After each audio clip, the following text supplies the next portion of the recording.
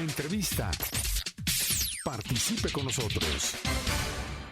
7:09 ya y tenemos aquí en cabina a el presidente del Poder Judicial, magistrado presidente, José Luis Álvarez. ¿Cómo estás? Bienvenido, hermano. Gerardo, qué gusto saludarte. Samantha, buen día, ¿cómo están? Buenos días. Bueno, ya lo sabe que periódicamente, mientras su agenda lo permita, vamos a estar aquí hablando y aterrizando un poquito el tema de justicia y la ley precisamente para los ciudadanos. Generó mucha polémica, mi estimado presidente del Poder Judicial, el asunto de los Alegres del Barranco, y de pronto vino al, colectivo popular suspensión condicional del proceso, que para quienes tenemos ya un ratito cubriendo la noticia, pues no es nada nuevo, no se inventó, no se puso de moda, no se sacó de la manga nadie este esquema para solucionar un problema legal. ¿Estamos en lo cierto? Así es, como bien lo refieres, Gerardo, saludo también desde luego a todo tu auditorio. Y efectivamente, la suspensión condicional del proceso es un tema, digámoslo así, relativamente común en los procedimientos que así lo permiten.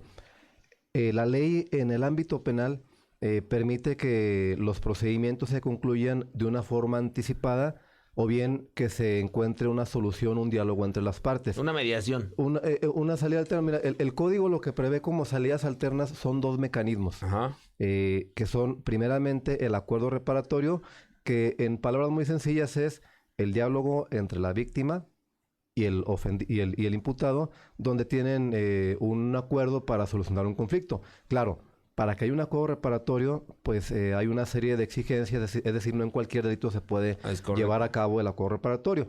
Para el acuerdo reparatorio, que es la primera salida alterna o solución, se requiere uno, ya sea que es un delito de los que son de querella, por ejemplo, que se requiere que formules una querella para ello. Que no se agrave, vamos. Que no se agrave, o bien que sea un delito patrimonial, donde no haya ningún tipo de violencia, y en algunos otros supuestos. Y en particular, la suspensión del proceso condicionalmente, como en el caso que tú mencionas, es una diversa salida alterna, que cuando hay un delito por el cual te someten a procedimiento penal, como en este caso fue el delito de apología al delito, cuya pena no es alta, pues la ley te permite que con una serie de compromisos, condiciones por parte de la persona o personas imputadas, así como un plan de reparación, pues puedas suspender el proceso condicionalmente a que cumplas con esas condiciones. Y no es algo nuevo, efectivamente. Simplemente el 2024... solamente aquí en Primer Distrito, que es una metropolitana de Guadalajara y algunos otros municipios, se aprobaron aquí por los 21 jueces y juezas más de 1,100 suspensiones condicionales del proceso y cerca de 1,000 acuerdos reparatorios.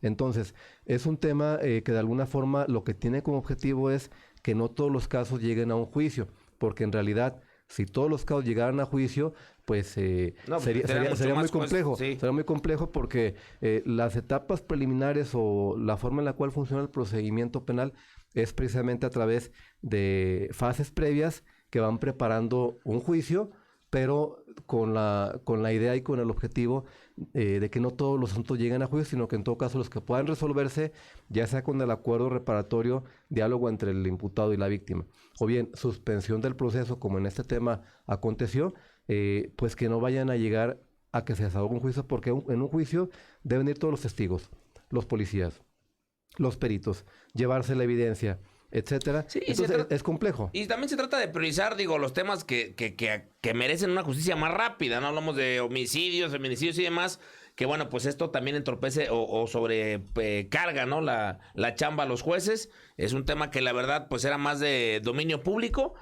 Y también comentarte o preguntarte, mi estimado presidente, se había mencionado primero por parte del gobernador, después por parte de los propios del grupo y demás, que había la intención, pero no se había materializado formalmente ante el juez, ¿verdad? Así es. El juez que lleva el caso, lo que le correspondía era esperar a que le hicieran una petición. En este caso le pidieron una audiencia que lo pueden solicitar ya sea los imputados o sus abogados o incluso el Ministerio Público. Aquí en particular, las propias personas que se encontraban sometidas a procedimiento penal le hicieron una petición al juez, le dijeron, oye, señálame audiencia para que te hagamos un planteamiento. El juez, cuando fija la audiencia, en ese momento escucha el planteamiento. Recordemos que los jueces y juezas, hasta que no están en la audiencia, es cuando conocen lo que las partes le quieren pedir. En este tema en particular, desahogan la audiencia y en la propia audiencia hacen un planteamiento las personas imputadas que dicen, oye, nosotros nos comprometemos a residir en un domicilio aquí en la zona metropolitana de Guadalajara. Nos comprometemos también con un servicio a la comunidad, que es algunas pláticas, particularmente con adolescentes que se encuentran privados de su libertad, para concientizarlos, para sensibilizarlos en cuanto a la necesidad de no incurrir en conductas que sean fuera del marco legal. Una plática aquí en zona metropolitana de Guadalajara y otra en Ciudad Guzmán. Pero además también se comprometen como parte de un plan de reparación del daño, en su caso a dar un donativo, a entregar una cantidad económica por 50,000 pesos cada uno para que se destine a una causa social, sumado a la difusión, reproducción de una canción Sí. Que ya se encontraba incluso circulando en ciertas plataformas, pero ya como un tema formal de compromiso de parte de las personas imputadas para difundirlo, por ejemplo, en plataformas como Spotify y algunas otras para Si se difusión. incumple, ¿se rompe el acuerdo? Fíjate, eso creo que es muy importante. El plazo que se fijó fue por 6 meses Ok. para cumplir con esas condiciones, que es el tema de residir aquí, el servicio de la comunidad, y en su caso también, el reparación del daño, el donativo y las pláticas. Es un plazo de 6 meses el que se otorga. Hay una autoridad que se encarga de estar supervisando que se cumplan cabalmente las condiciones y el plan de reparación, que es la que le denominan UMECAS, es Unidad De Medidas de Medidas Cautelares y Suspensión Condicional del Proceso. Si ellos detectan algún incumplimiento con alguna condición o con el plan de reparación, tanto en este como en cualquier otro caso, lo que corresponde es que informen a las partes y ya sea el Ministerio Público o en su caso la víctima. Aquí no hay una víctima directa porque es un tema donde la sociedad de alguna forma es el ofendido, que aquí en el tema en particular, si el fiscal, el Ministerio Público, tuviera conocimiento de algún incumplimiento, lo que procede es que le pida al juez una audiencia y que el juez escuche y determine si se actualiza algún incumplimiento injustificado de las condiciones, en cuyo caso es posible que entonces revoque la suspensión condicional y que se reanude el procedimiento exactamente en la etapa que se encontraba, que era en la investigación complementaria. Es decir, se suspende el proceso, pero se encuentra condicionado a que cumplan con ese compromiso que realizaron, y una vez que lo cumplan, si es el caso, entonces ya será posible que se concluya y se archive el expediente. Para terminar con el tema de la suspensión condicional del proceso, si ahorita la gente que nos está escuchando tiene algún familiar que está en medio de un proceso legal o él está en medio de un proceso legal, ¿en qué tipo de apartados, en qué tipo de delitos reiterar se puede solicitar, buscar esta medida? Y pues también para quien busque más información al respecto, ¿dónde si pueden acudir ahí con ustedes al Poder Judicial, como un tema de asesoría o cómo? Claro, bueno, en primer término, la suspensión del proceso condicionalmente procede cuando, número uno, el delito por el cual ya te dictaron un auto de vinculación No es grave. es un delito. Fíjate que ahí lo que tiene que ver es la penalidad. Ok. Es decir, hay una fórmula, digámoslo así, pero de manera sencilla. Cada delito tiene una pena mínima y una pena máxima en caso de que llegues tú a un juicio y te dicten una condena. Y lo que la ley dice es, primero, la pena mínima más la pena máxima, las sumas y la divides entre dos, que se llama como una medida aritmética. Ya. Ejemplo, si hay un delito que se sanciona de 1 año a 5 años de prisión, entonces sumas 1 más 5, que son 6, lo divides entre 2, son 3 años. Por tanto, para ese delito, la pena media aritmética son 3 años. Y lo que pide la suspensión del proceso es que la penalidad media aritmética no rebase 5 años. Es decir, todavía un delito que sanciona, por ejemplo, de 1 a 9 años de prisión, serían 10 años, dividido entre 2, son 5 años. Ya 5 años un día, ya no se puede. Correcto. Primer requisito, que el tipo de delito por el que esté el proceso, una vez vinculado a proceso, no rebase 5 años de prisión. Segundo, que la víctima no tenga una oposición fundada. Es decir, la víctima no puede solamente decir, por capricho no quiero que le den la suspensión, tiene que estar justificado y principalmente va por algún tema de reparación del daño, tutela de sus derechos, etcétera, ¿no? Entonces son los principales requisitos: uno, el delito; la pena que Sí. tiene contemplada. 2, que la víctima no tenga oposición que sea fundada. Y 3, que haya pasado cierto tiempo desde que tú cumpliste con una suspensión previa. Es decir, si yo ya previamente me sometí a una suspensión del proceso en otra causa, es posible que acceda nuevamente a ella una vez que transcurran 2 años. O bien, si yo incumplí con una suspensión del proceso previamente, donde por ejemplo me la otorgaron, no cumplí con el plan o con las condiciones, me la revocaron, tienen que haber pasado 5 años mínimo para que me puedan otorgar la suspensión del proceso. Entonces, básicamente es eso, el delito, que la pena no rebase la media aritmética de 5 años, que no se oponga a la víctima de manera fundada y que en el supuesto de que alguien haya tenido una suspensión previamente, pues que hayan pasado ciertos plazos de acuerdo con si cumplió o no cumplió.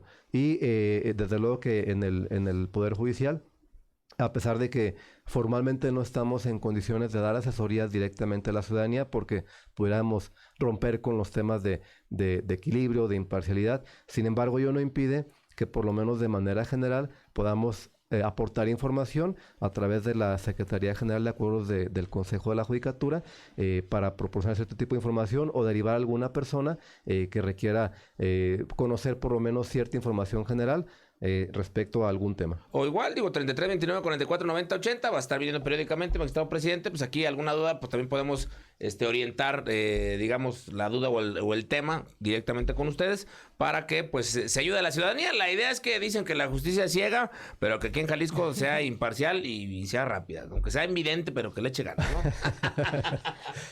Magistrado presidente, yo le quería preguntar más bien su opinión sobre esta propuesta que dio el diputado Enrique Álvarez con que los matrimonios o este modelo de que los matrimonios solo duren de 2 a 5 años por temas de que pues hay muchos divorcios, eso sí es una realidad. En los juzgados supongo que tienen muchísimos solicitudes, pero también por problemas de concubinato que muchas veces muere la pareja y es muy difícil corroborar. ¿Cuál es su opinión con respecto a esto? Bueno, ahí efectivamente tenemos conocimiento que el diputado Enrique Velázquez, alguien que siempre tiene una agenda progresista y que es además una persona a quien aprecio mucho y respeto bastante, que tiene contemplado un proyecto para que haya cierta vigencia en las uniones matrimoniales. Creo que el tema requiere de una serie de factores que deben ser analizados para identificar si pudiera tener una vigencia en el estado de Jalisco.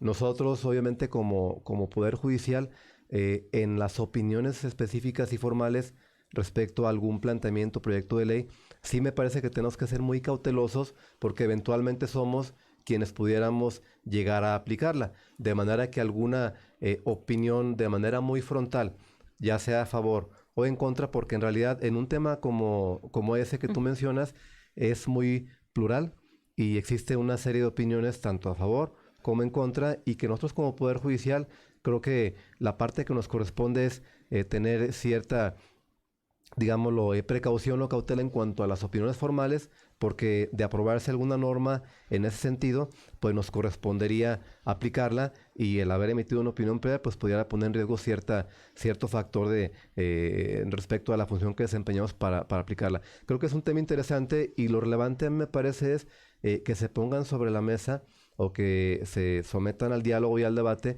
los puntos novedosos sobre los cuales la sociedad puede opinar, y ya a final de cuentas el Congreso local podrá recoger opiniones respecto a favor o en contra en torno a ello, ¿no? Porque, pues, digo, si tomo un discurso a favor, lo podemos amplificar de manera importante. Si tomamos un discurso también en cuanto a que no podía ser tan factible por otro tipo de valores, otro tipo de premisas y demás, también pudiéramos amplificar la argumentación.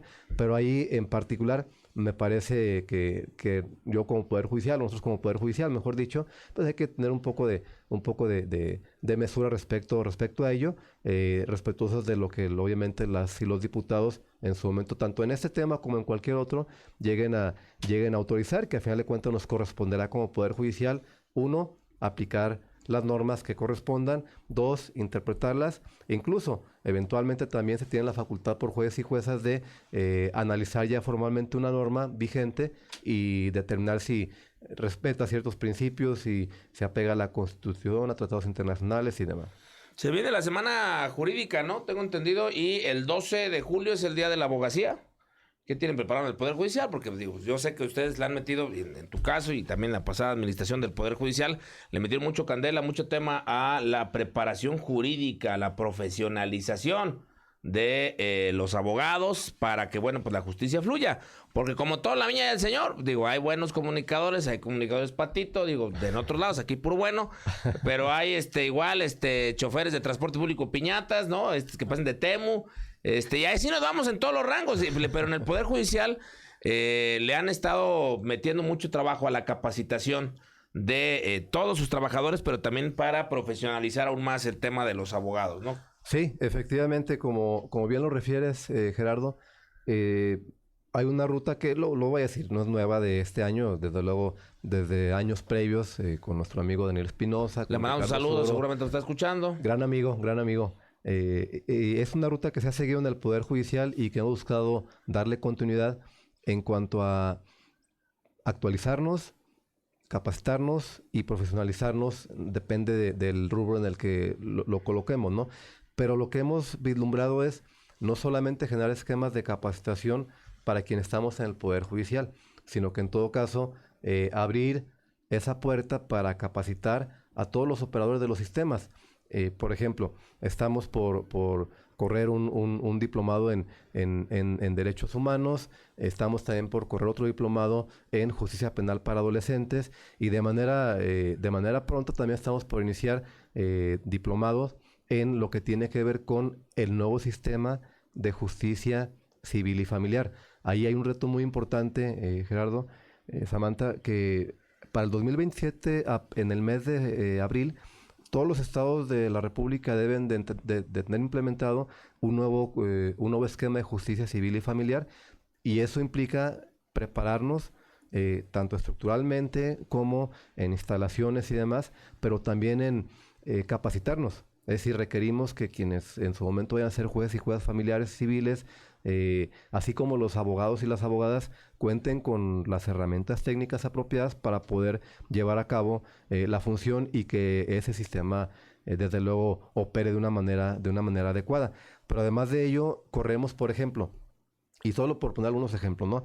Estamos ahorita capacitando personal del Consejo de la Judicatura y del Tribunal en temas de archivo, de manejo de documentación y demás. También vamos a iniciar otro curso en temas de atención al público, en temas de trato con la ciudadanía, que nos parece algo muy importante. No es lo mismo que yo llegue a un juzgado, a una sala, y que me reciba una buena cara. Sí. Que por lo menos el buenos días, una atención... Un trato decente, ¿no? Un trato digno. Un trato humano, y que es importante también preparar a los funcionarios y funcionarias para ello.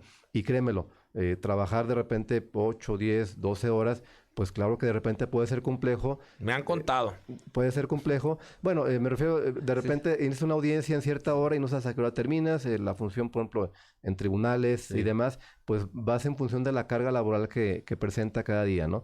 Entonces estamos también preocupados por dar herramientas internas a nuestro personal para que puedan llevar a cabo esa función, además de cursos que corremos de una manera cotidiana, como son incluso maestrías. Corremos 2 maestrías de manera ordinaria en las cuales tenemos alumnos y alumnas no nada más del Poder Judicial, sino también externos. Mira, son 2 maestrías del Tribunal y 2 maestrías del Consejo de la Judicatura que van enfocadas, una de ellas al procedimiento penal y otra de ellas a la función judicial. Pero estamos, bueno, lo voy a comentar, estamos preparando otra maestría también para el procedimiento civil y familiar. Bien. Que esperamos pronto ya estarla corriendo y poniendo en marcha. Bueno, pues estas son las palabras de José Luis Álvarez, magistrado presidente del Supremo Tribunal de Justicia, completamente en vivo aquí a través de la Primera Emisión. Vamos a ir a una pausa, regresamos.